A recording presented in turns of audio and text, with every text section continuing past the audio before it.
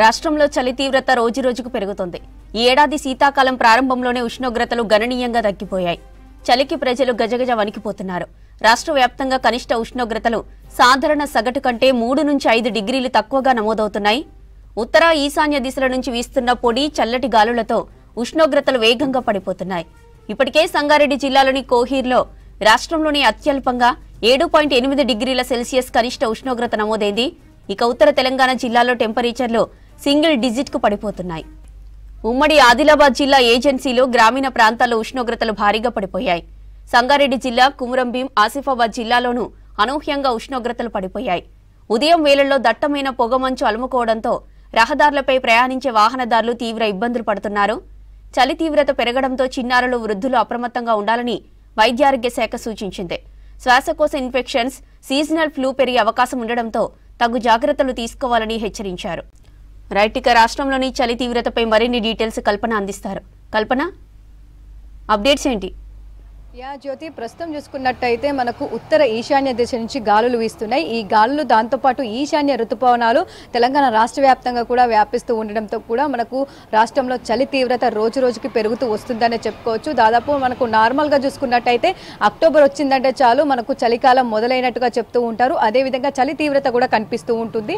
కాకపోతే ఈసారి అందుకు భిన్నంగా ఉందనే చెప్పుకోవచ్చు. ఎందుకంటే అక్టోబర్ అంతా కూడా మనకు నైరుతి ఋతుపవనాలు చురుగ్గా కదలడంతో దాదాపు మనకు మోంతా తుఫాన్ ఎఫెక్ట్ కారణంగా చాలా వరకు వర్షాలు అనేవి నమోదయ్యాయి. ఇక నవంబర్ మొదటి నుంచి చూసుకున్నట్టయితే చలి తీవ్రత మనకు అంత పెద్దగా కనిపించలేదు, అసలు చలి జాడే లేదు అనుకుంటూ కూడా మనం చర్చించాము. అట్లాంటి తరుణంలో ఒక్కసారిగా నవంబర్ 2వ వారం నుంచి కూడా చలి తీవ్రత ఒక్కసారిగా పెరిగిందని చెప్పుకోవచ్చు. చాలా ప్రాంతాల్లో కూడా మనకు ముఖ్యంగా ఉత్తర తెలంగాణ జిల్లాల్లో దాదాపు చలి తీవ్రత అనేది అధికంగా కనిపించింది. ముఖ్యంగా ఈ ఏజెన్సీ ప్రాంతాలు ఆదిలాబాద్, కొమరంభీం, ఆసిఫాబాద్, నిర్మల్, నిజామాబాద్, మంచిర్యాల ఈ ప్రాంతాలకు సంబంధించి కూడా ఎక్కువగా చలి తీవ్రత కూడా ఉండడంతో కూడా ఎప్పటికప్పుడు కూడా అలర్ట్ జారీ చేయడం జరుగుతూ ఉంది.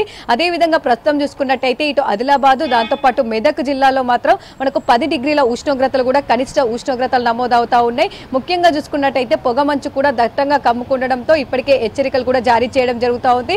దాంతోపాటు ముఖ్యంగా చూసుకున్నట్టయితే ఇటు ఆదిలాబాద్, కొమరంభీం, ఆసిఫాబాద్, నిర్మల్, నిజామాబాద్, మంచిర్యాల, మెదక్తో పాటు ఇటు పలు జిల్లాలకు సంబంధించి కూడా ఉత్తర తెలంగాణ జిల్లాలకు ఎల్లో అలర్ట్ కూడా జారీ చేయడం జరిగింది.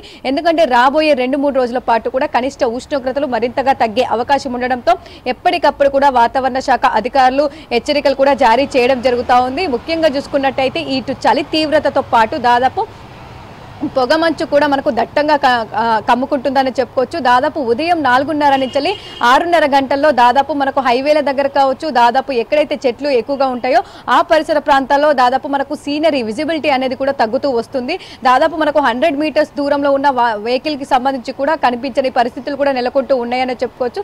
సో ఇట్లాంటి తరుణంలో దాదాపు మనకు పొగమంచు దట్టంగా కమ్ముకోవడం, విజిబిలిటీ తగ్గడంతో కూడా యాక్సిడెంట్స్ అధికంగా అయ్యే అవకాశం ఉంది. ప్రతి మనకు వింటర్ సీజన్ లో కూడా యాక్సిడెంట్స్ అధికంగా అవుతూ వస్తూ ఉన్నాయి. సో అట్లాంటివి నివారించడానికి కూడా ఏదైతే పొగమంచు అధికంగా ఉన్న సమయంలో ఉదయం సమయంలో దాదాపు ఏవైతే దూర ప్రయాణాలు, సుదూర ప్రయాణాలు, హైవేల మీద ప్రయాణాలు చేసేవారు ఎవరైతే ఉంటారో వారంతా కూడా పోస్ట్పోన్ చేసుకోవాలని చెప్పేసి ఇటు వాతావరణ అధికారులతో పాటు దాదాపు పోలీస్ శాఖ అధికారులు కూడా ఎప్పటికప్పుడు హెచ్చరికలు జారీ చేయడం జరుగుతూ ఉంది. ఇక గత 4-5 రోజుల నుంచి చలి తీవ్రత పెరుగుతూ వస్తుండడంతో ఇటు చిన్న పిల్లలు దాంతోపాటు వృద్ధులు కూడా తగిన జాగ్రత్తలు తీసుకోవాలని చెప్పేసి వైద్య ఆరోగ్య శాఖ ఎప్పటికప్పుడు కూడా అప్రమత్తం చేస్తుందని చెప్పుకోవచ్చు. ఇప్పటికే చాలా వరకు ఇటు శ్వాసకోశ వ్యాధులు కావచ్చు, అదేవిధంగా ఎవరైతే దాదాపు మనకు వింటర్ సీజన్ కి సంబంధించి ఫ్లూతో ఇబ్బంది పడుతున్నారో వాళ్ళైతే తగిన జాగ్రత్తలు తీసుకోవాలని చెప్పేసి ఎప్పటికప్పుడు కూడా హెచ్చరికలు ఇస్తున్నారని చెప్పుకోవచ్చు. ప్రస్తుతం చూసుకున్నట్టయితే దాదాపు మనకు ఉత్తర తెలంగాణ జిల్లాలో 8 నుంచి 10 డిగ్రీల లోపే కనిష్ట ఉష్ణోగ్రతలు నమోదవుతూ ఉన్నాయి. మిగిలిన జిల్లాలు చూసుకున్నట్టయితే ఇటు దక్షిణ జిల్లాలకు సంబంధించి కూడా దాదాపు మనకు 12 నుంచి 16 డిగ్రీల మధ్య ఉష్ణోగ్రతలు నమోదవుతూ ఉన్నాయి.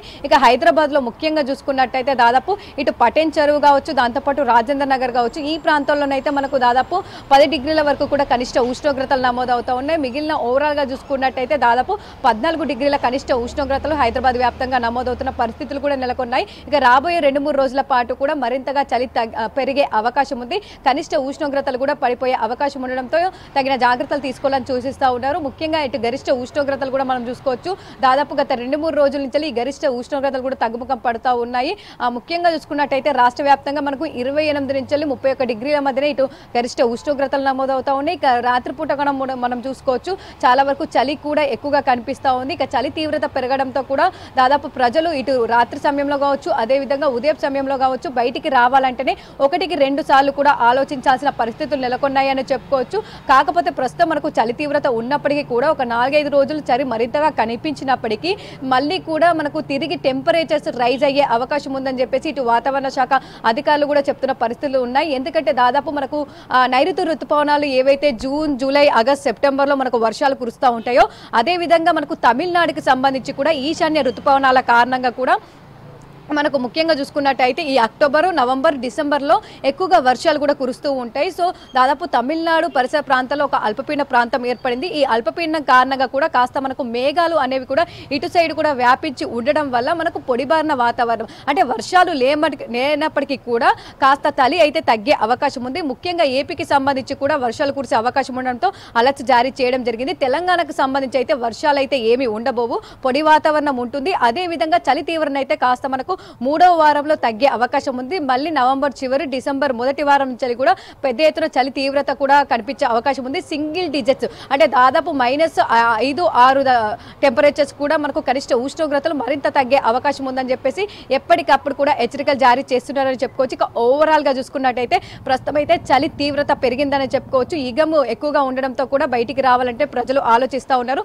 ముఖ్యంగా ఉత్తర తెలంగాణ జిల్లాలకు సంబంధించి ఎప్పటికప్పుడు కూడా చలికి తీవ్రత పెరుగుతూ ఉండడంతో ఎల్లో అలర్ట్స్, కలర్ వార్నింగ్స్ కూడా ఇవ్వడం జరుగుతోంది. ఇక ఓవరాల్ గా చూసుకున్నట్టయితే మరో 2-3 రోజుల పాటు కూడా చలి మరింత పెరిగే అవకాశం ఉంది. కనిష్ట ఉష్ణోగ్రతలు కూడా పడిపోయే అవకాశం ఉంది. జ్యోతి.